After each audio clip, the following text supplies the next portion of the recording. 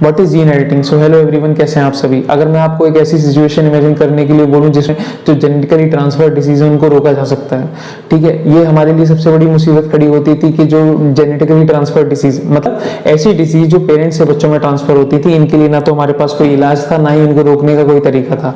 But अगर मैं ये कहूँ कि this is now possible because of science, तो आप कैसा महसूस करेंगे। ये कोई मैं मजाक नहीं कर रहा। तो आइए इस वीडियो में समझने का कोशिश करते हैं कि व्हाट इज जीन एडिटिंग।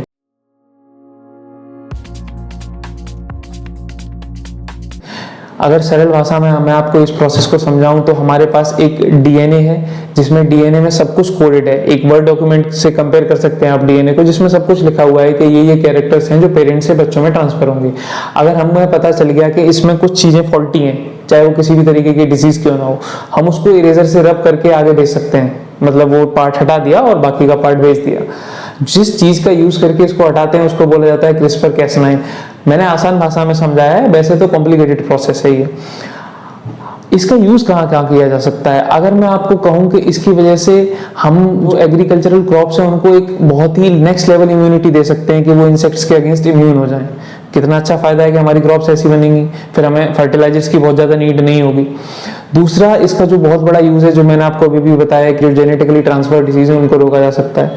एक और बहुत अच्छा यूज है कि जो हमारे आसपास ऐसे इंसेक्ट्स हैं जो हमारे लिए हार्मफुल हैं, हम उनके जीन्स में एडिटिंग कर देंगे कि वो हमें काट ही ना पाए। जैसे कोई मच्छर, इमेजिन करिए कि हमने उसके जीन्स ऐसे कर दिए कि वो इस लायक ही नहीं रहा कि वो हमें काट सके। लेकिन कहानी यही खत्म नहीं होती, क्योंकि विज्ञान एक ऐसी चीज है ना, वो जिसके हाथ पड़ेगी उसका यूज वैसे किया जाएगा। चाहे विज्ञान हो, चाहे धर्म हो, कोई सी भी चीज हो जो मनुष्य के हाथ लगती है, मनुष्य उसका प्रयोग अच्छे से ज्यादा गंदे कामों में करता है। अब ये जो जीन एडिटिंग है, इससे एथिकल कंसर्न्स क्या निकल के आते हैं। जैसा कि मैंने आपको बताया कि इससे हम पेरेंट्स से जो बच्चों में कैरेक्टर्स ट्रांसफर होते हैं उनको रोक सकते हैं, उनको कंट्रोल कर सकते हैं। अब आपको पता ही है कि जो हाइट है वो भी पेरेंट्स से बच्चों में ट्रांसफर होती है, जो आईक्यू है वो भी जेनेटिकली मिलता है, जो कलर है स्किन का वो भी जेनेटिक पर डिपेंड करता है। अब ऐसी सिचुएशन जिसमें हम इन चीज को कंट्रोल कर सकें तो डिजाइनर बेबी का कॉन्सेप्ट निकल के आ जाएगा। डिजाइनर बेबी का अर्थ होता है कि हमें जैसा बच्चा चाहिए, और हमारी सोसाइटी में ऑब्सेशन इतना ज्यादा है आईक्यू को लेके, कलर को लेके, हाइट को लेके, कि आप समझ सकते हैं कि इसको कैसे यूज किया जाएगा। अब इसका नुकसान क्या होगा।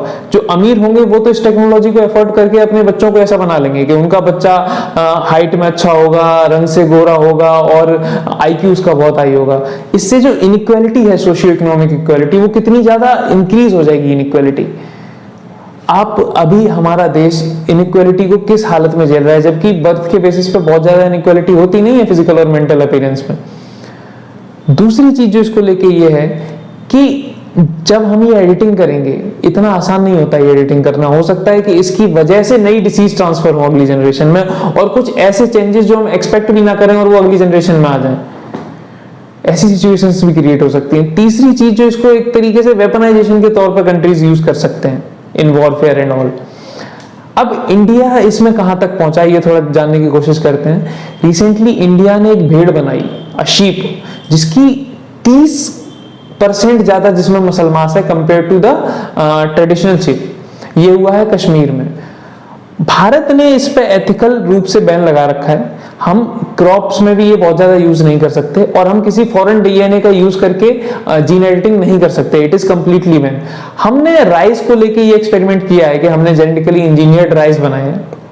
ऊपर से इसके अलावा भारत में जो रिप्रोडक्शन के लिए मैंने आपको जो बताया कि बच्चों में जो ट्रांसफर होंगे कैरेक्टर्स, उसको रोका जा सके, ये कंप्लीटली बैन है हर तरीके से, कि आप इसमें एडिटिंग नहीं कर सकते।